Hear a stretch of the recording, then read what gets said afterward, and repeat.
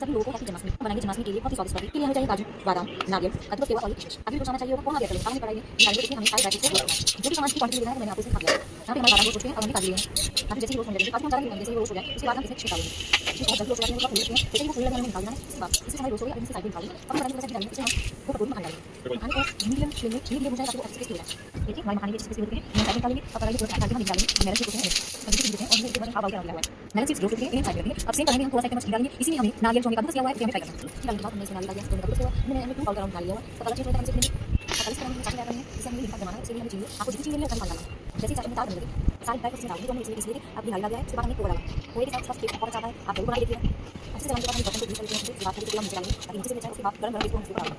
साथ ही डालने के बाद अच्छे से फैलाएंगे चम्मच में से और उसके बाद हमने नारियल डालना है। उसके बाद डालेंगे थोड़े से मक्खन डालेंगे। इसमें हमने ड्राई फ्रूट थोड़ा बहुत डाल के थोड़ा काम किया। हमारी बर्फी तैयार है। जैसे ही खाने में किसी ने मिक्स कर रही है, देखिए कितनी सुंदर लग रही है। खाने में इतनी ही टेस्टी थी। सच मानिए एक बार बना के देखिए आप।